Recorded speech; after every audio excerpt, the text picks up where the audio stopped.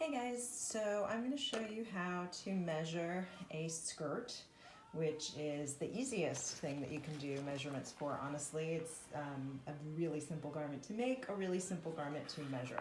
So again, I'm looking at the spec manual book that I like a lot, and there's a section on how to measure skirts. Obviously details are what's going to make skirts different, but for the most part, it's a pretty simple pattern and not a lot of measurements to go with.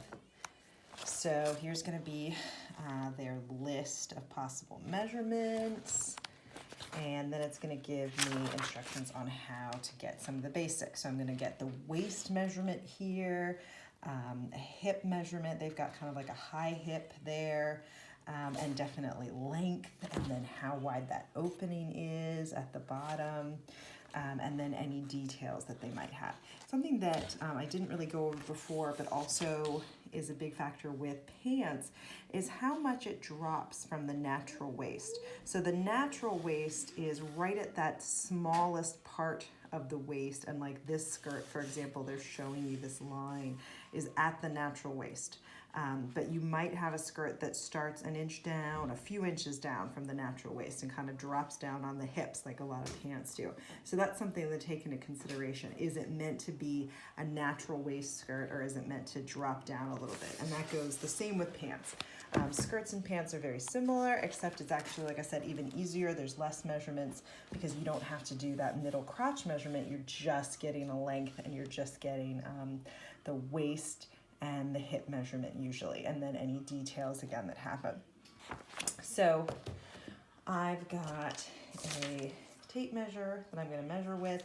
If you don't have a tape measure, again, you can use just some string, you can use like some ribbon, you can use dental floss, you can use a shoelace, anything that's going to be like thin and flexible, and then you could take your measurements with it and then use a ruler to measure against.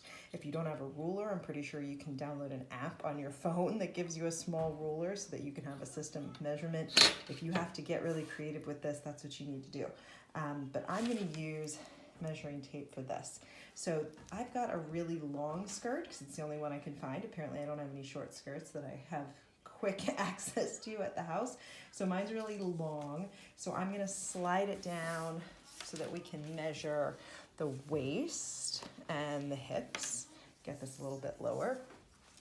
But for the waist measurement, I'm just going to measure directly across the top from side to side. And I've got 13 and a half. So I'm going to double that so that I can go ahead and get 27 inches would be my measurement all the way around the skirt waist, okay? The next measurement that we want to get is the hip. And so this is usually about 11 inches down from the waist.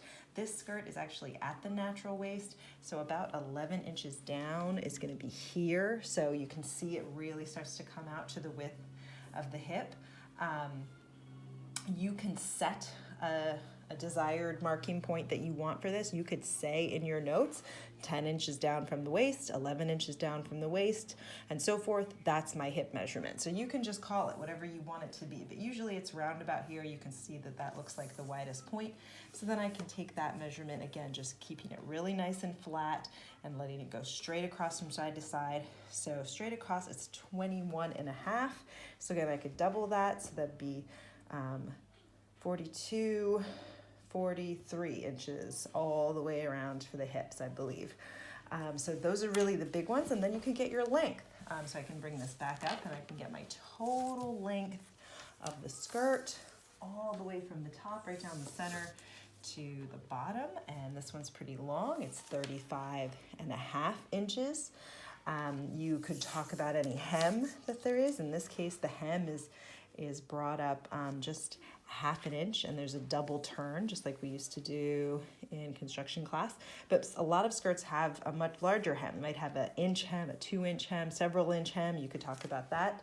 And then my particular skirt, it's hard to see because of the floral, but it actually has these pleats that are sort of built in. So it doesn't just flare out. It's got a seam that goes to a certain point and then opens up into this little pleat. So for my details, I could show that. I could show these pleats. I could measure from the top of the waist. is 14.5 inches before it gets to that pleat that it opens up. And then I could even measure sort of how much that fabric is folded in by sort of sticking my measuring tape inside there, and it looks like it's 1.5 inches that it's folded in on each side. I could come up with those details and do a pop out. Trying to think if there's anything else. Oh, and then you could also, similar to a pair of pants, I've already got my length right down the center, but I could give a length measurement for the outside seam as well. It's actually 36.5. What was my middle? 35.5. So just by the time it kind of jets out for that hip, it gives us an extra inch when it comes down. So that could be another measurement.